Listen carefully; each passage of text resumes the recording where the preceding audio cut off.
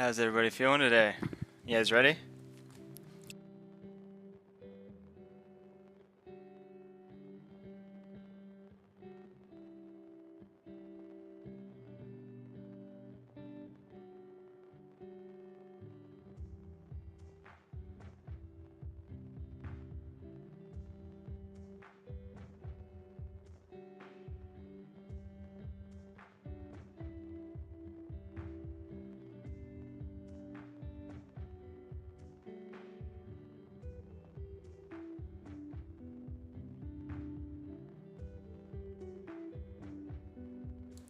We'll see how this new Thursday time slot does. But I appreciate you guys being here. Heck yeah.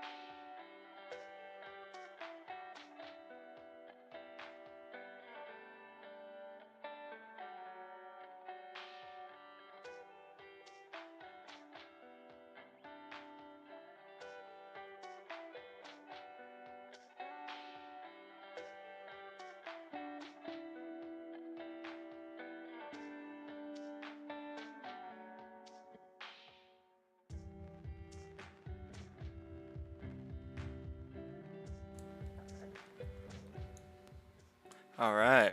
Well, without further ado, let's jump into this. All right. Well, welcome to the second episode of Coaching a Trader Through Real Struggles. The first episode we did with Kelvin, I think went really well. So we're going to run this back. Let me turn the music off here.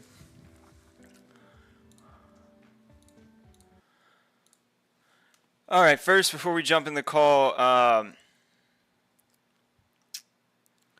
let's say hi to everyone. Bobby Factor, just get ready, man. I'm going to call you in a sec. What's up, Jesse? How you doing? Mortimer, how you doing? Hunter, good to see you, man. Hey, what's up, Hunter? It's been a minute since I've seen you in here. Aaron, good to see you, bro. Andrew Cameron, pleasure as always, brother. All right. Nick C, good to see you, bro. All right. Okay, guys, a little patience with this. This is the second one we're doing. We'll see if we're going to make this a series or not. I think the first one went really well. Let me give Bobby a call here. We can get started.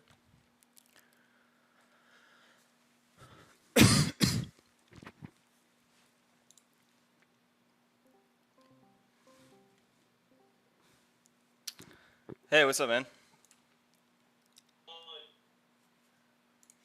1 second.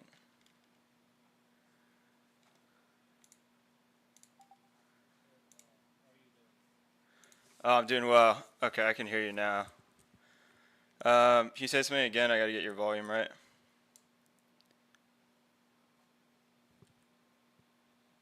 Yeah. Volume, volume, volume. All right, is that loud or is that, how's the volume on stream? Hello? Can you hear me? Yeah, can you hear me? Very loud.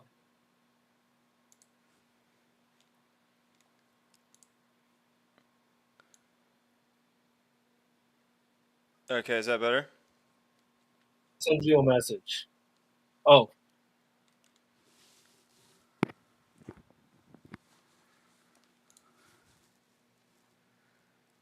Okay, they can hear you. Can you hear me? Yes. Okay, cool.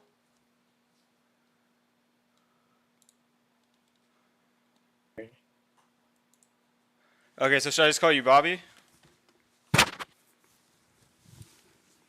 Yeah. Okay.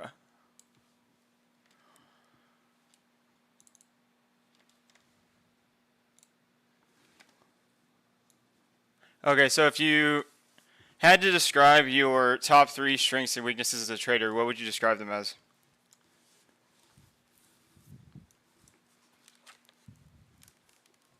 Hello. Yeah, can you hear me? I did is I put my AirPods in. I think you coming to. Can you hear me, Bobby? Yeah, I can hear you. There's just a delay. I'll get used to it. So, my strengths as a trader is I've been doing this for almost 3 years now.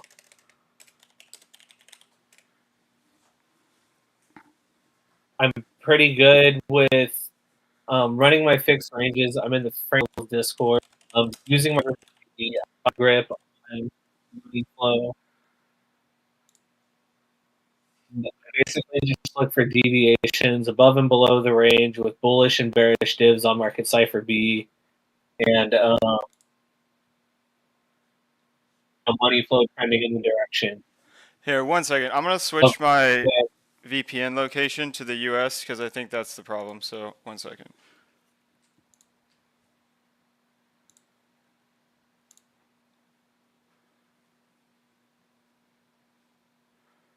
Okay, are you still there? yes, I'm still here. Okay, can you hear me better now?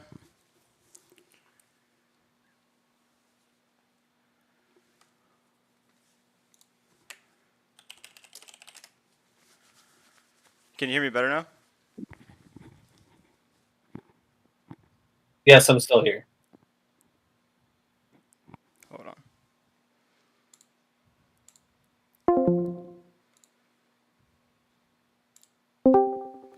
Hello, can you hear me? Yeah, I can hear you. Can you hear me? Yeah, is that better now? Yeah, what I did is I stopped sharing my screen with you on Discord.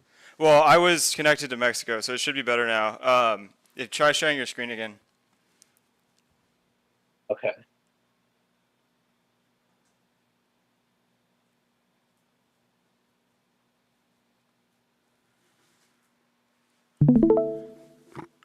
Okay, yeah, this looks like it's gonna be better. Okay. Can you hear me like in Yeah. good real time? Yeah. That's okay. I'm gonna try and take my AirPods out, Okay. and because that'll be a little better. I'd prefer to not have them in. Yeah, that was my bad. I didn't realize I was Yeah, still connected to VPN. Okay. it was so laggy and echoing so crazy. Yeah. Like I'm just gonna talk. Yeah. Yeah. No. Yeah. You're Okay, good. awesome. Okay. So you said you've been trading Okay, for so 3 years. You're good at fixed ranges. What else? I got so basically I got my fixed ranges down. I'm pretty good at being patient and waiting for my trade to get to me. Where I'm definitely lacking is like if I'm on this ETH chart and I'm waiting for this to happen, I don't like basically catch a knife with that wick. I feel like I missed the trade. I don't know where to look for a confirmation after that. Somewhere else that I've been super deluded is initially getting into this. I learned pattern trading from another pretty big YouTuber, and I'm really haven't been able to exactly unsee that. That's kind of distorted the way I look at moving averages, and it just got me jumbled up in a sense, you know? Like I can't long a flag when I'm training a range, I'm usually shorting a flag. Like I don't have like a solid scalping strategy that I feel is reliable, and I feel like that kind of like leads me into FOMOing into stuff without really having like a certain thing that I do and rely on. Okay. So you said you're good at having your ranges and getting your trades at the bottom, but if you miss it, you're not good. So you're not good at re-entering into trends. Yeah, I'm not really good at re-entering into trends. I end up just kind of like FOMOing. Okay. And describe how you manage risk.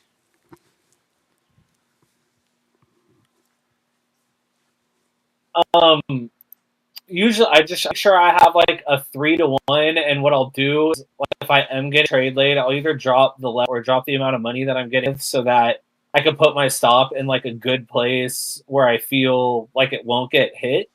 But for some reason, I tend to find myself getting hit off a lot, and like, so like for example, on this ETH chart, if I was gonna like, if I entered here, I'd put my stop right below it, and then like boom, I'd get banged out, and then I'm like, well, I guess maybe I could have put it under that wick, and then, but if I was setting up for that trade and I was gonna get in here, and I felt like my stop needed to be down there, I don't know that I would enter.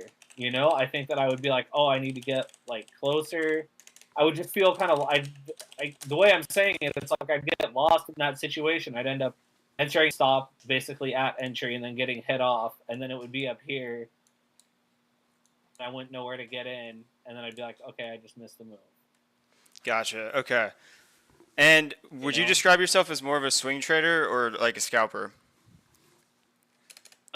More of a swing trader. I attempt to scalp and I attempt to day trade, and I do okay at it, but that's really where I become uncertain when it comes to like scalping and getting into stuff, and that's really where I'm trying to lock in. Like, something I've been doing lately that's been working okay for me is like using the stochastics and like having the patience to wait for them. So like if the 15-minute stoke is pushing up and really, then I'll go to the 5 minute and I'll set an alert and wait for the 5 minute stochastic to reset.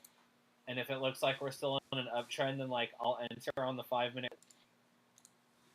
And like that's been working okay for me. Um, I want to be better at it though, because I have plenty of time to be here at the desk, and I should be winning more than I do. Gotcha. Okay. Yeah, we can definitely work on that stuff. Walk me through the last trade that you took. The last trade that I took was right here. Load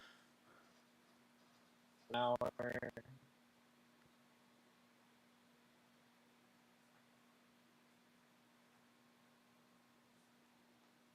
So I was waiting for this. Your personally jumped in a few of your streams. I've just gotten on you recently, so I was waiting for this level. So first, I got in here. There was some bullish divs on the 15. I'm not going to click around a bunch because it's lagging. There was some bullish divs on the 15. Not the strongest confirmations. I jumped in here. Stop right here. Came up, and then I looked and I was like, there's a bunch of liquidity down here. So we were up here and I was like, I might get stopped out. And then right when I jumped on your stream, bam, it came down and hit this liquidity. And I was like, oh, I was waiting for that. By the time I got in, I was right here. So I entered here with a stop below this wick, and I ended up winning this trade after getting stopped out once. And so when I reflect on that, I'm like, I could have paid more attention to the liquidity down here, but part of that was like a little bit of FOMO where I was like, we've been front running liquidity and a whole bunch of stuff in this bullish situation, and if I don't take it right here because I'm waiting for the liquidity, what's going to happen is I'm going to end up missing the trade. But when I jumped on your stream and this wick came down, you were like, you knew so much more than I did.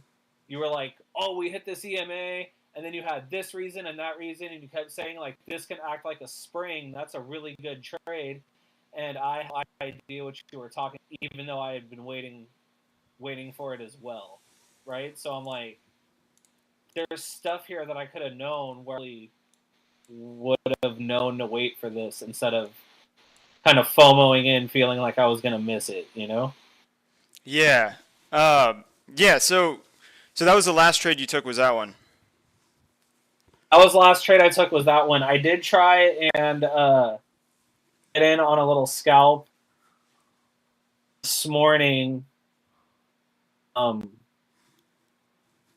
Right here on Fart Coin, kind of where I trade this coin actually pretty decently, but and I totally got stopped out. So I'll show you exactly what happened.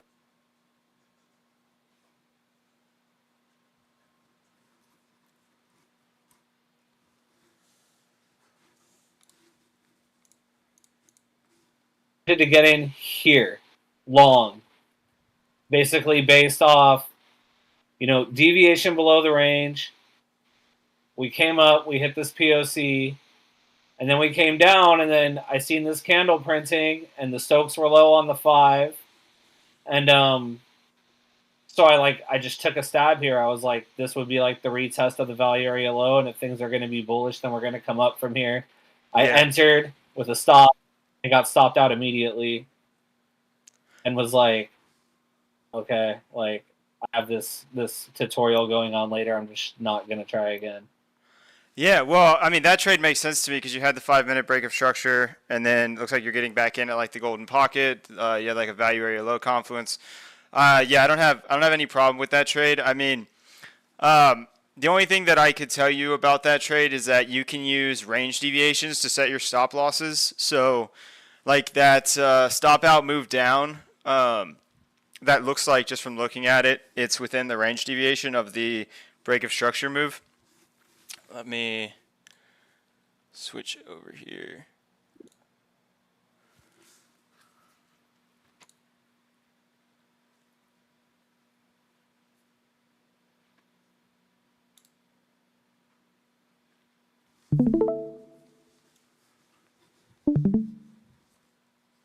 Okay, so if we're looking at that fart coin trade,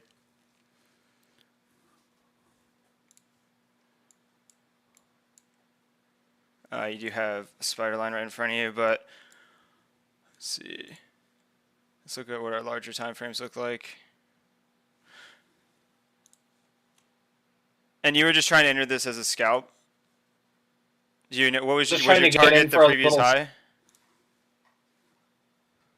Target was going to be just this POC up here. I was going to TP1 and then move stop to break even, and then see if it would just keep going or not.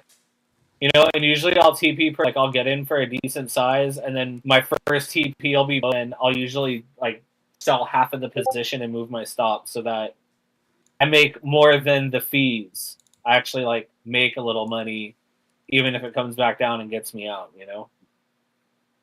Yeah. Okay, so actually this was all internal. I didn't realize that looking from what I can see on your chart. But if you look over here, I mean, so on standard candles, you did have a 5-minute break of structure here externally. What do you mean by externally? Yeah, so in order for something to be a valid high, there has to be at least 2 candles moving in the same direction. So for example, like this one green candle here would not be a valid market structure high. This one wouldn't either, but these 2 candles would makes this move from up here a valid high. And then external just means like, so this was your previous low here, right? In terms of this low led to this high, right? Because this was the lowest point the price went before it went to this high. So none of like these lower highs here matter because this is the highest price that this low caused right here. So that's your external pivot points, your high and your low. So whenever a new low was created and this low was broken, you look for where's the next point where you had 2 green candles. Well, it's right here. Right? So this becomes your relevant high that creates this low. Now, since this low has been created, there's no new low here, right? Like this is still your low. So this is your relevant high, and this is your relevant low.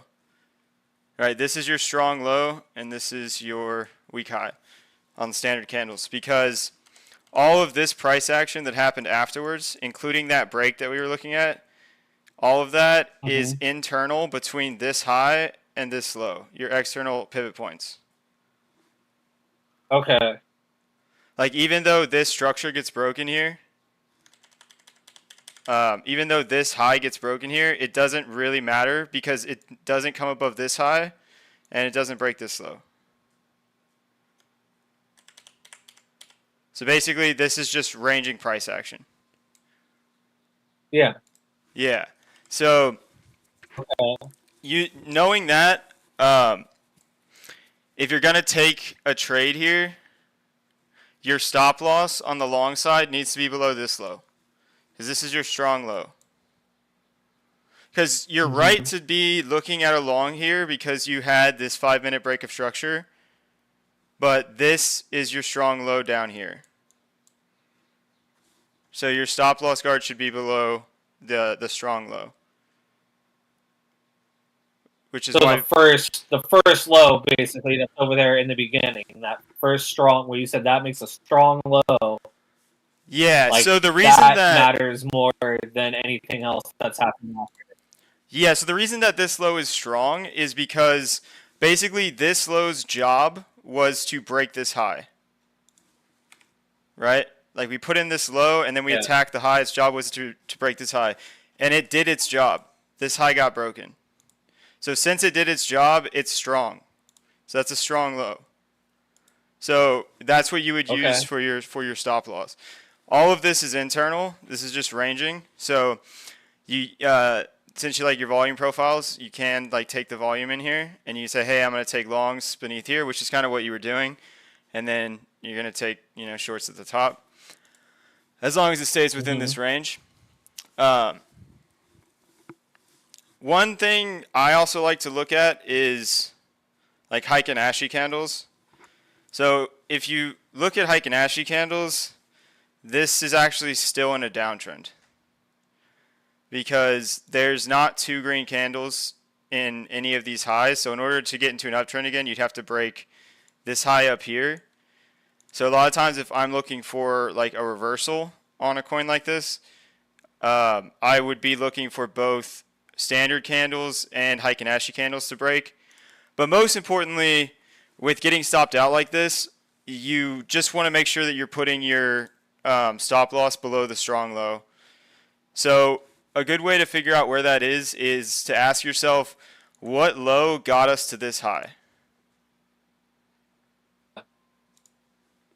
Oh, okay. Right? I always just look to the left. So you are looking to the left. I look to the left and I'm like, like I got in, and I'm usually just like either right there or yeah, and that's a common good. market structure. Like it's something that you have to learn with market structure. One thing that you can do, I know, like there's a smart money concepts indicator.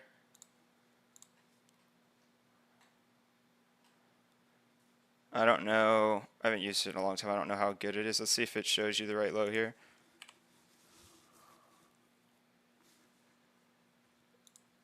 Or if it even works. 1 second. Let's see. Okay. Yeah. So it doesn't even show you that break of structure. But this will show you your strong lows and your weak highs. So let's switch to like the 3-minute here.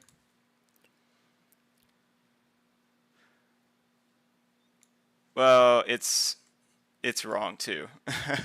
Okay. Yeah. So again, indicators can be helpful, but they're not always right. Yeah. Basically, you want to make sure that you have your stop loss underneath the strong low. Another thing that you can do. Let's try this. So while you're learning, you can take a screenshot of your chart and you can pull up like ChatGPT and you can be like, hey, where is the strong low here? I fully understand what you just said. Okay, cool. Yeah, but I'm just saying it'll also tell you if you need to fact check stuff or just like make sure you're right. Yeah. So, and this is also for people on the stream as well. So just absolutely. So okay. So that'll tell you, and then that'll protect you from getting wicked out from internal swings.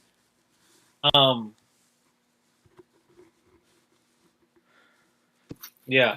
Another thing that you can do, so if you are ranging like this, a lot of times, like especially on altcoins, like this low will get swept before you go up, just to kind of stop out everybody who has a really tight stop. So if you take your range and you do a range deviation of it, and you put your stop down here. Now you have to make sure it still works with your RR, right? So if you're entering like here, you still want to make sure that you have a target up here that's going to give you like a 3RR, right? But if you can use a range deviation level as a guard for your stop loss to prevent yourself from getting wicked out as well. It's really helpful on Bitcoin for sure. But other than that, I mean, I do like the trade. I would like it more if it broke on Heiken Ashi as well, and if there wasn't a spider line right in your face. But in terms of structure, I can see why you took the trade. I can also see why you took the trade when you saw this break of structure and the 618 here. So it's really good that you're seeing stuff like that, because that was, you waited, you didn't get in, you didn't FOMO at the top, you let it come down to discount, and you bought at like a value area low fib confluence. So you implementing something like putting a stop loss below a strong low is definitely going to help you from getting wicked out like that. Yeah. Like, okay, so let me go back to my chart real quick, Yeah. so I can come up with like a what is happening? You know?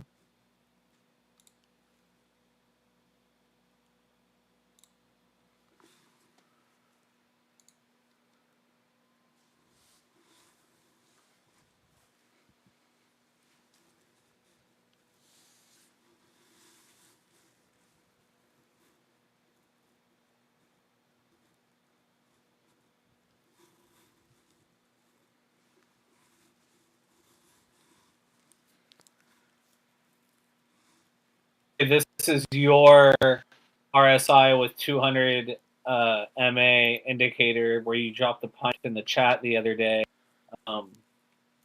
which I'm not 100% sure on how to use, because when you were explaining it, I got so caught up in like taking my regular RSI and changing the one moving average, blah, blah, blah. I didn't actually hear you were telling us how to use it, and then I read that, after you dropped the script, it wasn't the same anyway, Yeah. I was like, all right, so that'd be great. I'm looking at this and I'm like, okay, money's up on the 4 hour. The VWAP kind of looks like it might like roll over, but that doesn't mean it's going to.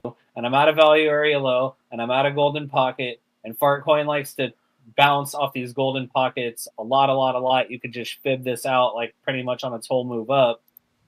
And so like that was something that had me motivated this morning too. Like I like look at there's some bullish div forming right here. Like I want in. It looks like I want in. Like I want in. Is this something you were interested in? What would you be looking at if you were going along this? What would give confirmation? Yeah, great question. So, so like I said before, so I do like this trade. I do like this trade because you have the break of structure first. The reason that I like this trade is because you just broke your external 4-hour market structure. Okay, I see what you're saying. So whenever we broke like 1.53, we broke that. You're coming down to an order block on the 4-hour. Where Can you're drawing your fib? Block to me? Yeah, I can. So if you're looking on my screen, so this 4-hour red candle here before this green one, and notice how it's fully engulfed by the green candle. So you're trading this internal structure here. That's where you have your golden pocket, I assume. Or yeah, I pulled from like that low to the high, the most recent low to the high. That's an order block. Why? So an order block is whenever there's a bearish candle fully engulfed by a bullish candle. You only want to look for order blocks that are underneath the 0.5 fib that are in the discount of the range. You can get bounces from order blocks in the high point of the range, but for risk to reward purposes, you wouldn't really use those unless you are using a structure break on a smaller time frame. But basically, it's just any candle that's engulfed by another one and hasn't been tested since the break is considered a breaker block. So that's kind of where you're bouncing from right now. Now, one thing to keep in mind is show me where you pulled your fib from.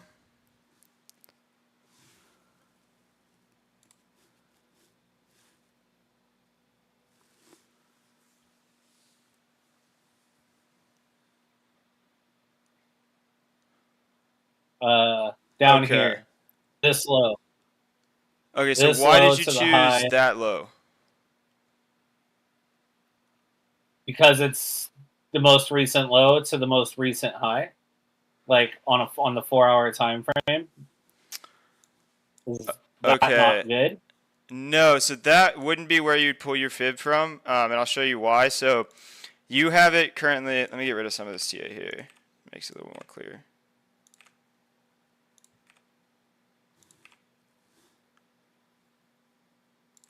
Okay, so you have it pulled from down here.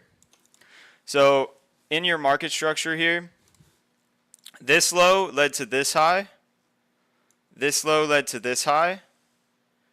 There's two valid places to pull your golden pocket from here. So you have your internal golden pocket, which you would pull from this low to this high, because this low led to this high, right?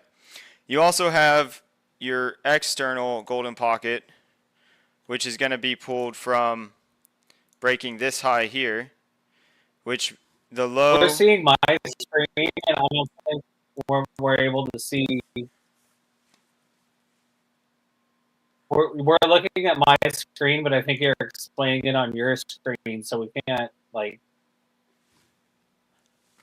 Oh, on the see stream. Well, what's you should be going able to on. see my screen in Discord, but thank you. Yeah, thank you. I'll go over that again. Sorry. Okay, so on the 4 hour, you're pulling it Yeah, I'm kind of from. like watching. It's all Yeah, good. yeah, you're pulling it from this low to this low, to this high. But there's two valid places that you would pull this from. So the first one. So first you have to identify what low led to what high.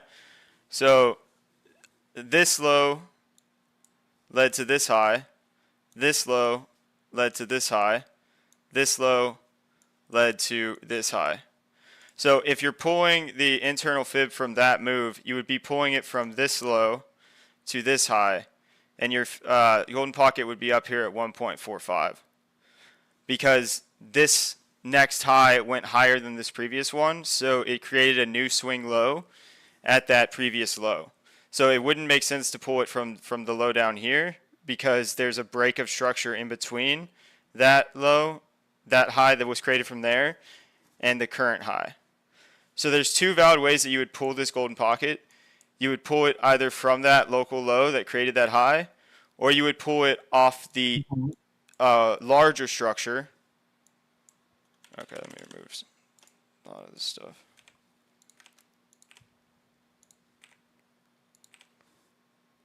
Or you could pull it off the larger structure where this high got broken by this high.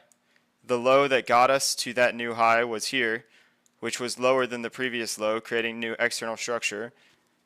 Then when that was broken, you can pull your golden pocket from that external low to that new high, and you get a golden pocket around like 1.1 to 1.13. So your two golden pocket levels would be your local one, which is going to be 1.45, and your external one, which is going to be 1.13 or 1.11 to 1.14, basically.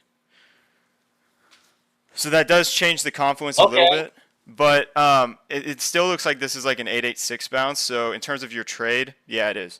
In terms of your trade, you're still trading at a key level in um,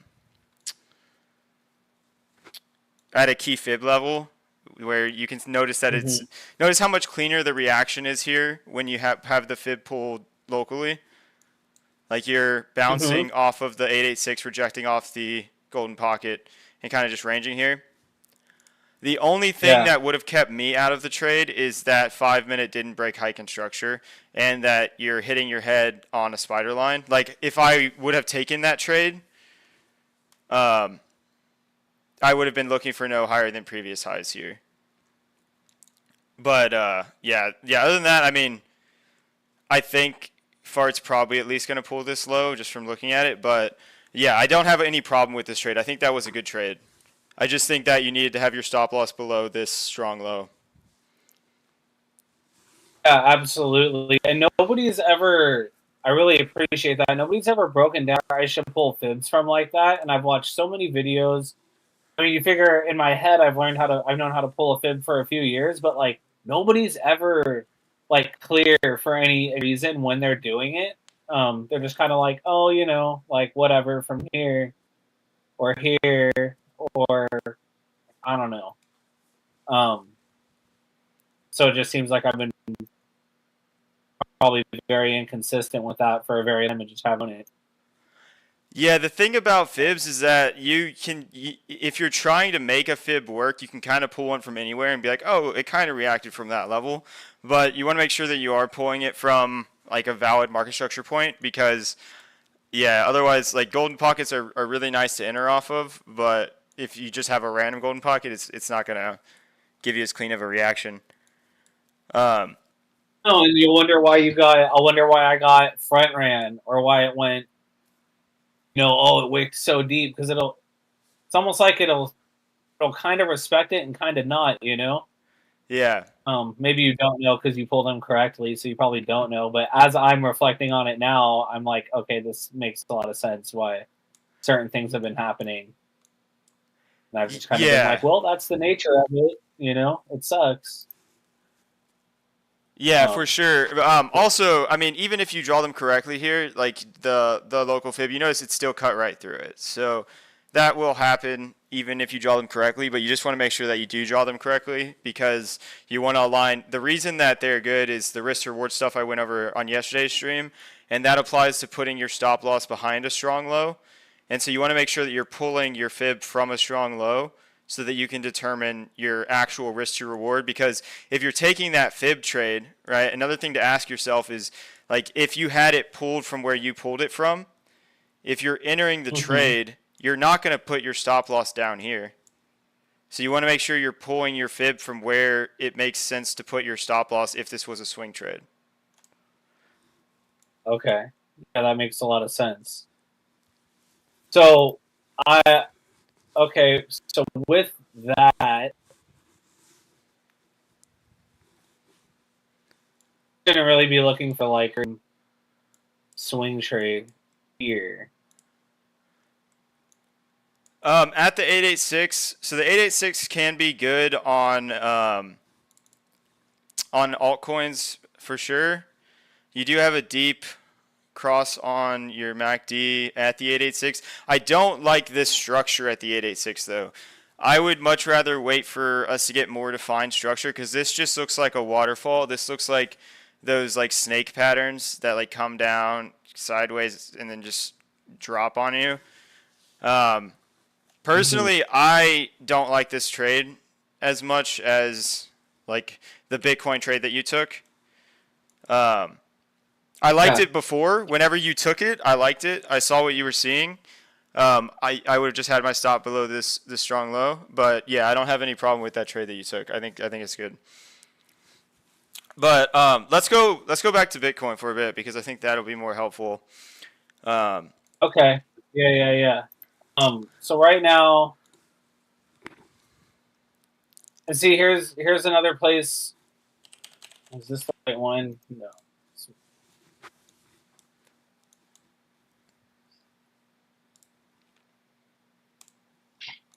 So this right here, I seen you're also in the Frankie Candles Discord, but you obviously are like really know all this stuff anyway. There's like an anchored VWAP we've been using in there that's like had a lot of respect. That's what this little guy is. yeah, And then, in my head when I look at this, I'm like, it's just a big flag. Like I just feel like it's gonna break out. So it's like I know that's kind of not good left. I'm interested in potentially some other tools. Like I know that you use EMAs that are important. I've kind of blown over a lot of that as far as when people break it down or watching videos on them because everybody has so much different stuff to say, and I just feel like it's going to dilute. It's going to create more of the problem I already have, where I've watched so many people trade. I've learned so much different stuff. I'm familiar with different stuff, and now I just have like this big box of stuff that I understand, but I don't know what to use. Like it just feels like there's too much. It's like diluted. So that's why I've kind of ignored what anybody really has to say about EMAs. But I know they're important, and I'm in groups with some traders that use them to like great success. Like I don't know, like if you're looking at this Bitcoin trade, like what are your feelings? What would you want to go along on this? Like what are you looking for now? Yeah, so when it comes to like how to use EMAs, so definitely check out the trading doesn't have to be hard. This EMA trick proves it video on my channel. I kind of go into more depth of how to use them, but like one thing to look at is like I was pointing out ETH earlier today. So if you're patient with your EMAs, so you get a bullish cross on your 50 and your 200, right? Way down here. You get your first couple tests, which are usually the best risk to reward, right? And then this whole big move up, ETH never tests the 200 EMA on the 1 hour. So whenever ETH finally does, it's the best time to get in for the next leg up of the trend. And I mean, you can see that just by looking at it, right? Like you're patient, ETH comes down, tests the 1 hour 200, barely any downside, and gets a massive bullish reaction off it. So that's kind of how I use EMAs. And that's actually how we got that long on Bitcoin before. We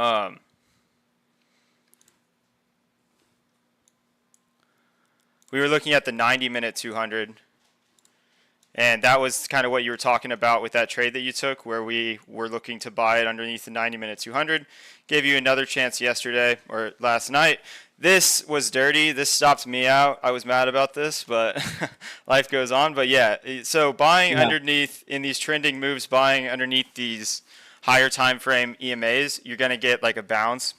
Like even when we first tested the 15-minute 200, when we came underneath it, we got a bounce right up to the 15-minute 50. And that's generally what you're looking for, is TP1 is the 50 EMA. So definitely watch that video if you're looking to learn more about that. Like even right now, it would kind of be giving you a buy because you're underneath the 200 EMA after a bullish cross. But I want to go back and talk about like the things that you did right here when we had this bottom back here. So Yeah. I can see why you got in the beginning. You see it's a higher low. You're retesting like this previous demand area. You're getting a bounce. You actually got a break of structure, and then you're getting like a higher low on after a break of structure. I can understand why you get in there. This was a spring. So the job of this wick was to stop you out. So I don't worry too much about that. Like you didn't do anything wrong there. If you notice, this was a dirty wick. Like it even went beyond your standard range deviation, where people would be protecting themselves from a move like this, and even on like the 1 minute, I'm sure.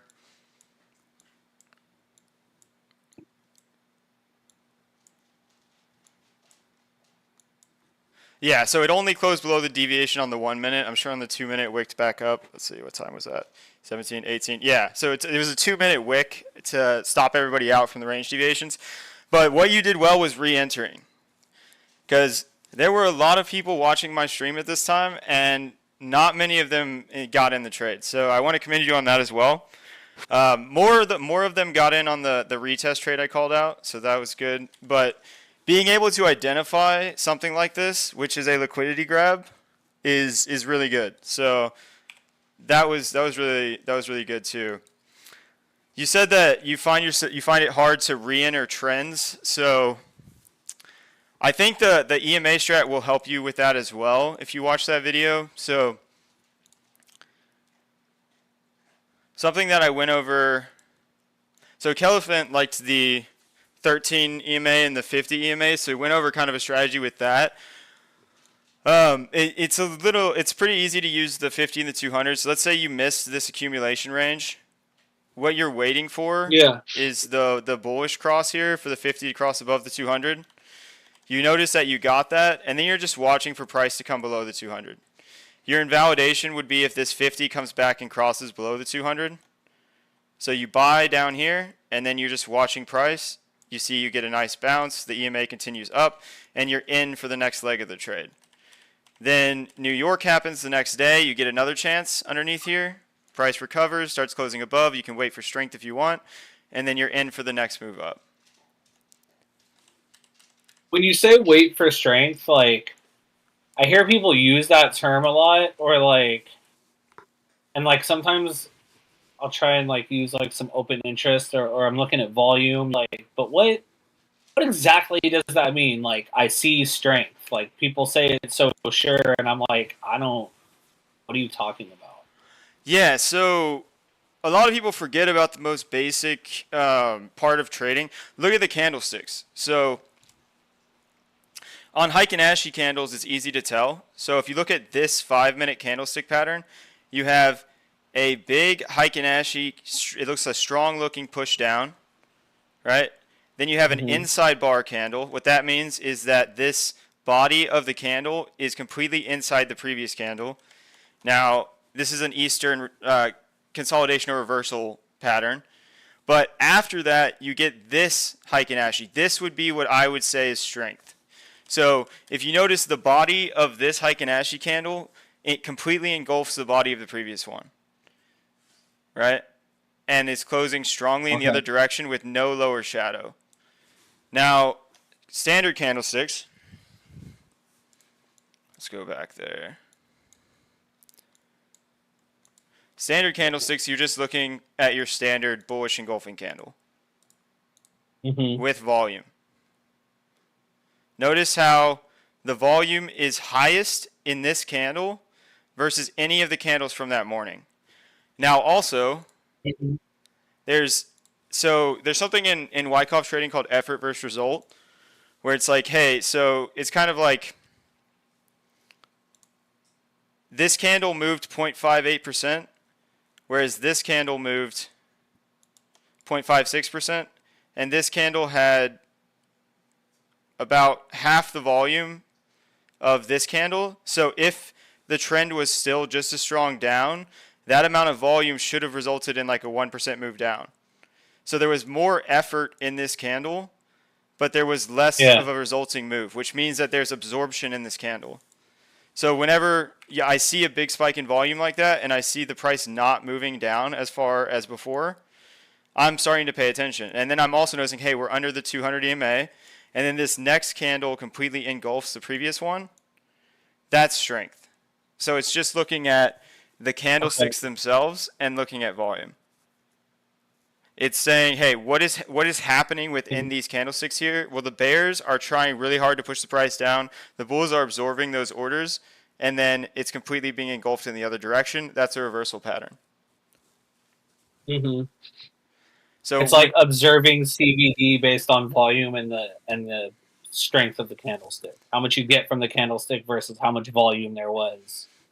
Exactly. Yeah, I don't need CVD to tell me that there's a lot of people buying here, because I can see it. Yeah. This volume here tells me that. Tells me there's a bunch of people engaging in the market here, and the price is not moving down anymore. Right? Similarly to like this huge candle. Now, the difference here is that with this huge spike of volume, it tells me, yeah, there's a lot of people participating here, but it's also strong. Like it's a very strong move up compared to all the previous candles. So I would expect that you would get continuation there, but and they do bring it back up again, but then look at the difference in volume when they come up there again. You get a pump on declining volume.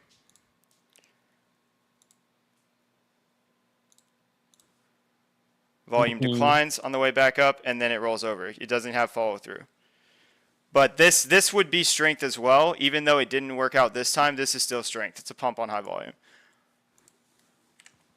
So so strength, when people say strength, they're generally talking about the candlesticks. Like like this 5-minute candle here that engulfed the previous one, it's also really strong. There's like barely any upper shadow. and it's closing above the 200 EMA. If that makes sense.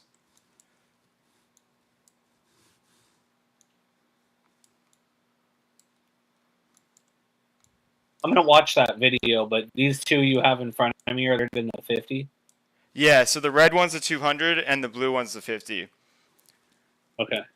So similarly, whenever we were looking at this and I was saying, hey, this looks like a spring.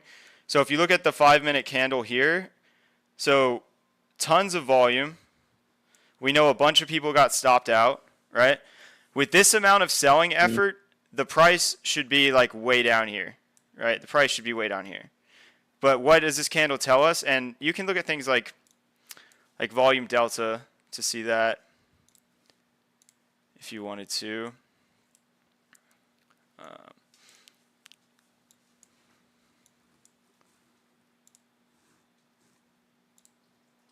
Yeah. It doesn't really show there, but yeah. Generally, with SPs like this, you'll see a lot. But I think there was a lot of trap shorts here. But yeah, so this volume tells you that a bunch of people sold off, and then the close of the candlestick, that's a huge hammer candle, and then the next candle engulfs it. So this would be strength as well if you're looking to buy strength, because it's a hammer candle bullish engulfing with tons of volume. So it's a reversal indicator. It's a spring. And a lot of Wyckoff traders, like friends of mine, also got stopped out on this wick. So you did nothing wrong on this trade either. Like I would have gotten stopped out on this candle. Smart traders got stopped out. But you did the right thing that a smart trader would do, which is getting back in, because you're basically calling bullshit on the market, right? You're saying this move was not real. I know this was fake. I know this was meant to liquidate people. I call bullshit. I'm going long, make tons of money, right? Yeah. Well, I had seen the liquidity using CoinGlass. Was like thinking while I was in the trade, like they're gonna probably come and get that, but also like I'm not gonna chicken out and sell my trade, because what if they don't? And then it happened, and I jumped on your stream, and you were so excited that I was like, okay, I'm right, I'm jumping in. But if that hadn't happened, I might have been like, oh, like should I get back in? And then it would have like went up, and then it would have started coming back down, and I'd have been like, see, I was wrong, and then I was right, and then I might not have got back in, because I would have just like felt unsure. Like now understanding what I do, what you just broke down with like these volume candles and those and that, and being able to see CVD in the price action with volume, I think I would have felt a lot more confident in that, which is where I'm struggling, is having confidence in the things that I know and what it is that I'm choosing to apply. That like I'm like, it's like death by 1,000 cuts or something. Yeah, so that's a good point. So if you got in on this candle, where on the chart would you be wrong? On like, so this candle would come up, and then I just wouldn't know. Like, I just wouldn't know where to get in. I wouldn't get in. I'd feel in my head, I'd feel like I missed the move. Like the wick came down and I didn't get in, and now it's back up and it's moving. I missed it, because I'd be maybe even by the time I would make the decision that I want to get in, I might be at the top of these green candles or halfway move on these green candles right here. I'd be like, well, my stop needs to be all the way down here, and it just feels too far away. You know, so maybe I would have like tried to pull a super hyper local fib and then on the G, and then I probably, which is like right where your arrow is, it looks. So I probably would have got in and then put my stop below the wick, and then I would have been in the trade. Yeah. So if you miss this, it's okay to want to wait for confirmation. Now the good thing is, so where was our so we broke structure here. Where was our strong low? Our strong low was over here. So that wick created a new low. So you can say, hey, you know what? I'm not sure if I'm right. I want to wait for confirmation. So what would your confirmation then be? Your confirmation would be, so what is, first ask yourself, so this is our new low. This was our previous low. What high got us to this low? And I think I went over this on stream as well. But this high got us to that low. So if you're saying, hey, I'm not sure, I want to wait for confirmation, this is your confirmation when this high gets broken. When this break of structure happens, you can either long right from there, but that would be kind of a big stop loss, right? It's like a 1.25% stop loss. So what I was telling people on stream back then was to draw your premium and discount zones, which is just your 0.5 fib, right? And to get in the trade with your stop below that wick, targeting the range highs, right? 2.5 to 1 trade, right? So that gets you a better risk to reward, and you could still be in that trade. But so you can wait for confirmation. Some people would also do their golden pocket, right? It looks like you would have been able to pull that off if you entered off your golden pocket. And the thing about having good RR, so like this is a 4 to 1 RR trade, is that you shouldn't be scared to enter this. You're never going to know if you're right or wrong when you take a trade. But if you take a 4 risk to reward trade, you can lose that trade 3 times and win that trade once, and you'll make money, right? So Yeah, absolutely. So you shouldn't be scared of being wrong, because then you're never going to make any money. You should be like, oh, hey, there's an opportunity to jump into a high confidence trade in a new uptrend that's a 4 to 1 risk to reward. I'm going to take it. I could be wrong, but that's trading, right? But another thing is to make sure that you ask yourself, where am I wrong, right? You're wrong if this strong low breaks. So the only thing that should shake you out of this trade, the only thing would be if this low breaks. Because otherwise you're just exiting based on emotion or fear or something like that. You're not exiting for a technical reason. I mean, you could even just draw a trend line from that high to show the downtrend, right? Oh, we broke the downtrend, we retested it, I'm going to get in. And you could have like a tighter stop if you wanted to. Or you could have entered like on the downtrend break. So there's a lot of ways that you could have jumped in, but it's okay to want confirmation and to wait for the break of structure. But after this break of structure happens, you should be like, hey, I called bullshit on that. I knew it was going to come swipe that liquidity. It came back up. Now it's giving me the proof. I'm going to look for an entry back down here. Which is what you effectively got in even sooner than that, which is awesome. But if you were wanting confirmation, that would be the confirmation that you'd be looking for in that trade. Yeah, absolutely. Cool. So that's very helpful. Just little things that I'm learning right now are just like the little things that I felt so uncertain about. That not having as much confidence has made me not as good of a trader.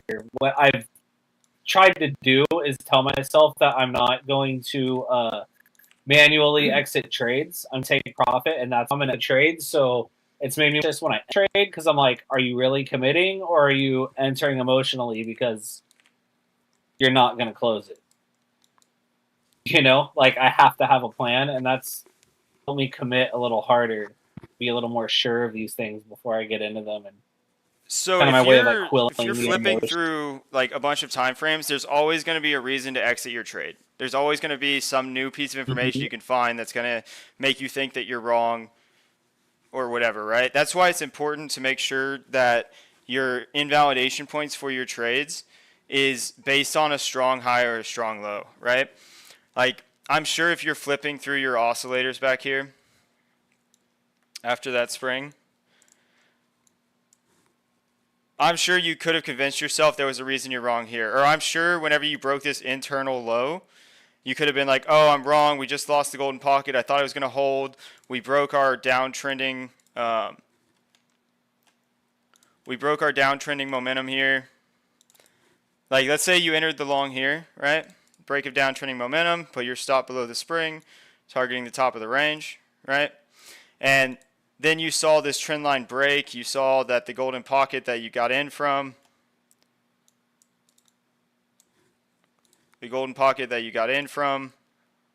also broke, and you're saying, oh, no, I'm wrong, right? So similarly to your Fartcoin trade, if you were using internal structure, you would have had your stop loss underneath this low. How mad do you think all the people that had their stop loss there are right now? Yeah. Probably really mad, right? I mean, this was like an Hmm. accumulation. This was part of your Model 2, right? This was your second swipe down in your Model 2 accumulation.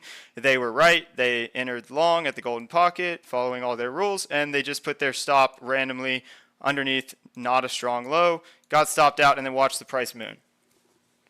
So Hmm.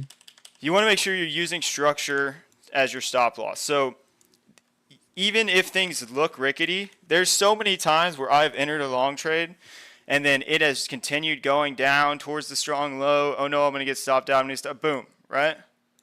And that's why using Yeah. structure is so important. So if you need to, like I said, you can ask ChatGPT, like, where is the strong low here? And it'll tell you, but your stop loss should be below this strong low. And nothing that you read here on YouTube, see on Twitter, convince yourself that you're wrong. None of that matters unless this low breaks or this high breaks. None of that stuff matters. Yeah. So you're just waiting for 100%. so you're letting it play out, right? And the price can do Yeah. whatever the hell it wants between this high and this low. It can do whatever the hell it wants. You don't care, and then you're just waiting. Absolutely. I think Because another part. sorry, go ahead. Go ahead. No, you go ahead. Yeah, because the market maker will try to scare you, right? Like that was the whole point of this. The point of this wick was to take out all the stops here and to scare everyone who thought the golden pocket was going to hold. Oh no, we're going lower. I'm going to short. I'm going to flip my trade, whatever, and then boom, you go up. That's actually exactly what I was gonna say. It's always like, especially when you chat in the Discord or whatever, there's this spooky, ominous market maker who's gonna come get you no matter what. And it's like in the back of your head, you're like, oh, he's for me. He's coming for us. Like, oh no. And you're like, that's not like a real guy who's like sitting here coming at me. It's just like orders. And those orders were already filled.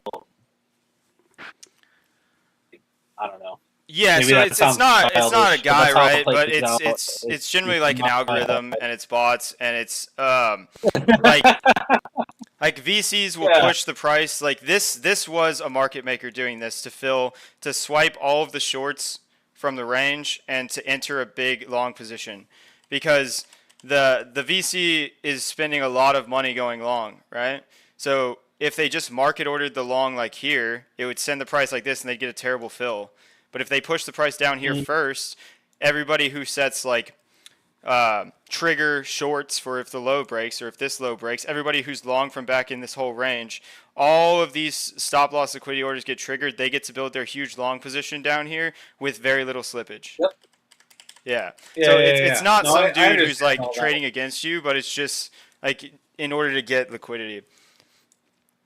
Yeah, no, I was more referring to it kind of in a little bit of a joking manner, where it's like that's kind of like what's playing in your head when you're getting spooked out Oh of a yeah. trade. Like the market maker is coming to eat me alive, and you're like, that's it's like not a real thing. Like it is as far as like orders and these people wanting to get in and fill their yada yada yada. It plays differently in your head when you're emotional about the trade that you're in and like wonder. You gotta like really try and blank that noise out and just be like, I'm here for a reason. Like this already happened. Like I'm committed to trade. Yeah, and that's why you trade with structure. That's also why you trade with the trend, right? We know that our 4 hour low is here, right? We know that our golden pocket got front ran. We know that our 4 hour golden pocket is at 115,400.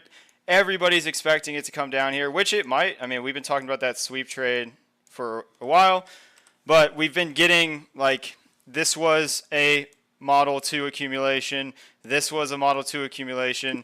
Like you're right to be thinking that it's going up, and I would just put this trend line from the 12 hour on your chart, right? So connecting this low through these higher lows, and we're sitting right on that trend line right now, right? So if we are going to come down and fill that, we would need to lose this trend line, and then we can start looking at something like that. Otherwise, if we hold this trend line, we can just continue going up, right? Kind of similar to what we did from the lows here on the weekly.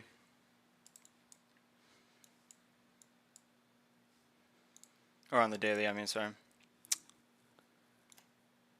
Right? So we're just riding the trend line up on the daily. We came up, came up, came up. Everybody was bearish here. We finally hit the trend line. We went up one more time, right? Go up, go up. Everybody's bearish here. We hit the trend line, go up one more time, right? We can do the exact same thing. So just keeping stuff like this on your chart will also help with your bias as well. If this trend line doesn't break, then we're just flagging out until the EMAs catch up, the oscillators reset, and we tap the trend line to then go up one more time, which is what I believe is going to happen. I think we're going to 130K. Okay. So, yeah, so basically what is your job knowing that, right? Your job knowing that is to say, hey, I want to take trades in the direction of trend from an area of good value, right? So if you take your volume profile, right? Your job right now is to try to get longs as close to or under this value area low as possible and take profit at the value area high, right? You could have done it over and over and over again. And then hopefully hold one of those longs as it breaks out and goes higher. Which is a bunch of base hits and then let the home run come to you. Yeah, yeah.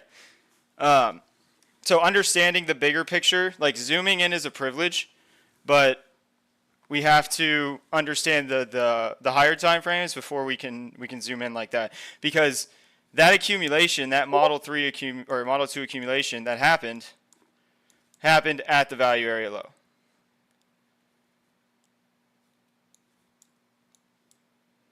So that's more confluence. So also when you're looking at this spring here, you're also seeing, oh, we reclaimed the value area low.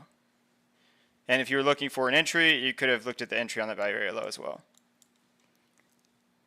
Yeah, which was my main point of confluence when I was looking at that trade. I was looking at the value area low with bull divs, my shitty misplaced fib, and had me excited about it. I seen the liquidity down. Yeah. Okay. Cool. Yeah, cool. So does that kind of make sense in terms of like structure, using structure to enter at lows and understanding like where your strong lows and strong highs are? Yeah, the strong lows and strong highs is just something I've never really had explained to me, or maybe it was explained to me in a way that I didn't fully understand, or got lost somewhere along the way. But I mean, that's going to make a big difference as far as where I place my stops. It's going to make a big difference as far as where I pull my fibs and find my confluence. I also, you showing me the strength as far as the volume with the candle and the way that you broke that down makes a lot of sense to me, and I think is going to help me out in a big way as well. I tend to look at price action first and my oscillators second. So anything that has to do with price action is very valuable to me. Yeah, I agree, and I really think I'm just going to go over a little bit more of the EMA strat with you, because you mentioned one of the things you struggle with is FOMO, and this is one of the best ways to fight FOMO out there. So if there is a coin that's running, right? So the idea behind the EMA strat is that you have a lower term time frame above a higher term time frame. You buy when the price is below the higher term time frame. So for example, like ETH has been running like crazy lately. If you're getting FOMO, I want an ETH trade, it just requires a little bit of patience. So what do I mean, right? So if we look at the move up, if all you had on your chart is your 200 EMA and your 50 EMA on your 5-minute time frame, ever since the start of the ETH run back here at like 2,500, right? if we just look, when was the best time to long ETH every time? Well, underneath the 200 EMA, underneath the 200 EMA, underneath the 200 EMA, underneath the 200 EMA. Mm-hmm. Come back up, consolidate, long consolidation range. Where was the best time to long ETH? Underneath the 200 EMA. Right, so you see it work on your large time frames. You see it work on your smaller time frames. Like we just had a fractal of that on the 1 hour, right? Big, strong move up. Where do we bounce from? Underneath the 200 EMA. And it's going to work on your 15-minute as well. Underneath your 200 EMA, underneath your 200 EMA, underneath your 200 EMA. Like with what underneath your with 200 EMA what is 50. confirmation?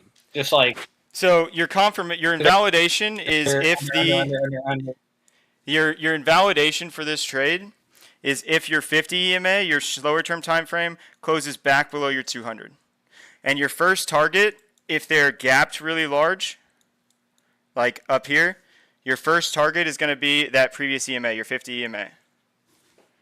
So for example, you would have gotten faked out right here. But then what happens, right? The thing that's so good about this strategy, you would have gotten faked out because you would have gotten long here. It crosses back under. You would have gotten out of your long here. Small loss, right? Then what happens? And this is where you're going to see how it helps with FOMO right here, okay? You get this big pump. Everyone gets FOMO. Everyone buys here, right? EMAs cross. You do not buy here. You're patient. You wait. It comes back down underneath the 200 EMA. You buy here. You see the difference? Everyone's FOMOing up here because they want to get in on the next leg of ETH. You're patient. You know that they crossed. And every single time they cross, you get a buy opportunity below if you're patient enough. So instead of FOMOing, you just say, I'm going to wait. You wait, it comes down, and you don't have fear, and you execute, and you buy here. If you need a stop, put a stop below your strong low. Yeah. And then ride it back up. What's so nice about when they're so tight like this too is that your invalidation is so close, right? If this 50 EMA, if it continues dumping for like 45 minutes and it crosses under, okay, I'm out of the trade. Otherwise, what did you end up getting here, right? You ended up getting, let's say it continued dumping for 45 minutes and you ended up getting a 1.7% loss. Well, what did that turn into? When did the 50 cross back? Right here. What is that? 37.23? Yeah. You end up getting a 14-to-1 trade just by following a simple rules-based trading strategy, right? Yeah. Well, we're following rules, Mortimer. That's why I'm showing the exit. Following rules. So that'll help you with FOMO. I see him over there. No, let it run. You can't. You can't. You will not make money. You will, and then you won't. You know. Yeah. No, you have to have entry conditions and exit conditions. Yeah. But yeah, I mean, you'll see it. I like that. You'll see it on all time frames, right? Even if you're looking at your 30-minute, right? Crosses bullishly. Where do you buy? Underneath the 200. Where do you re-enter? Underneath the 200.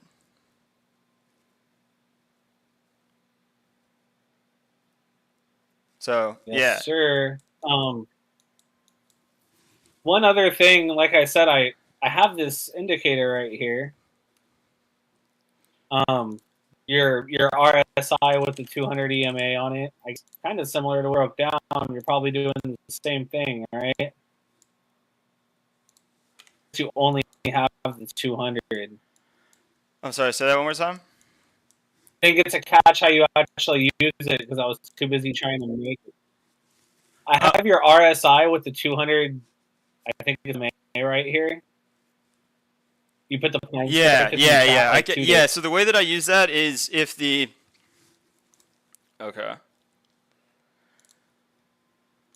So the way that I use that indicator is if the RSI moving average, like that 200 EMA, is above the 50 line, you're favoring longs.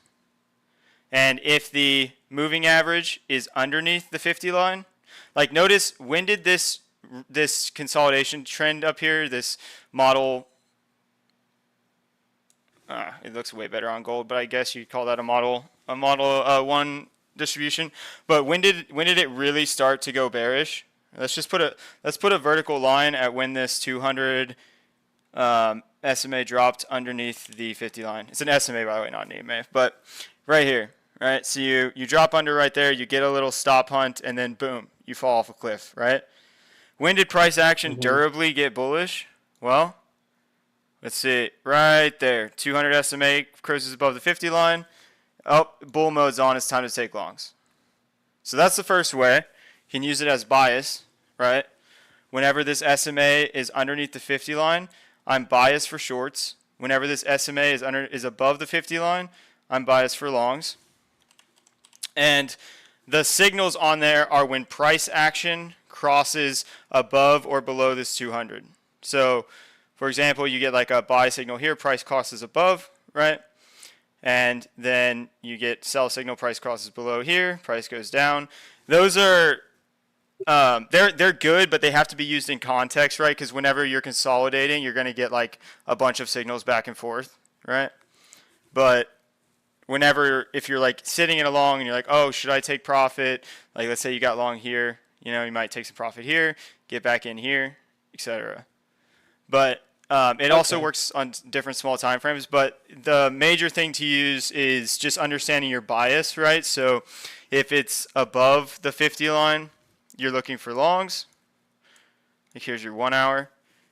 Like you can even look here. 1 hour crosses underneath the 50 line right here. What happens as soon as that happens? You get a stop hunt, and then you get price falls off a cliff, right? The 200 closes back above here. All right, time to build my long. Building longs, price goes up. But yeah, the way that I use that is taking signals whenever price crosses above or below it. Okay. Like for example, you get this short signal here, and the price starts falling down, right?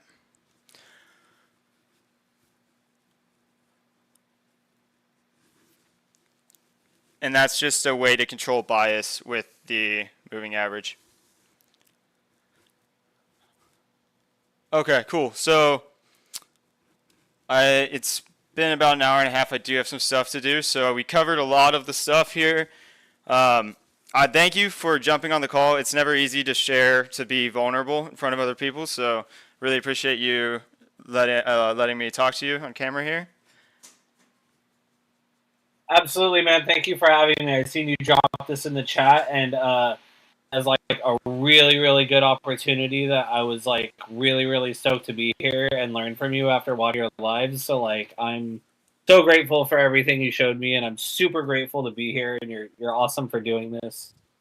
Yeah, just thank you very much. Yeah, I really appreciate it, man. Thanks for being here. You have a good one, okay? Awesome, brother. You too. All right, guys. So that was our second coaching conversation. If you guys liked it, make sure you like the stream. Make sure you drop a comment below letting me know that you like it so I know to get some more people on here. We went over a lot of strategies in here. If you're new here, make sure you subscribe, ring the bell, join the free learning Discord in the description below. This is going to be our new permanent Thursday live stream slot, so come back every Thursday. And then we have streams Sunday for the weekly open at 7 p.m. Central Time. And then we have 8 p.m. Monday, Tuesday, Wednesday. So make sure you guys stop by. As always, I appreciate each and every one of you. Go back and watch my live stream from yesterday, at least the first 15 minutes if you want to know what I think about Bitcoin. Let me just quickly check something here.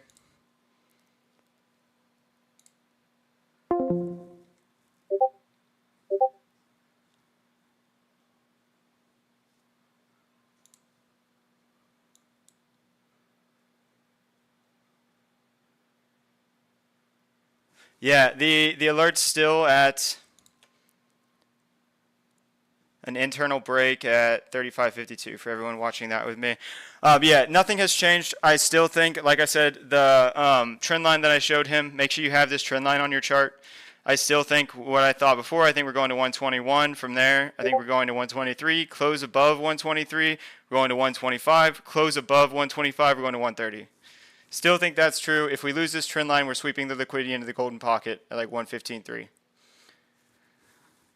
I mean, you could lose the trend line and fake it. I'll update you guys on this, but my bigger picture is we're going to 130 for the reasons I went over in yesterday's stream. Mainly the back test that we did of range deviations. Go watch that. The back test of range deviations is really valuable. It'll explain why I don't think Bitcoin's going to get that move that everyone thinks it's going to get. Bitcoin never comes back to mitigate immediately, right? It's never that easy. Anyways, guys, I appreciate each and every one of you. The growth here has been fantastic. I'll continue showing up for y'all. Much love. Trade safe. Wave Cipher out.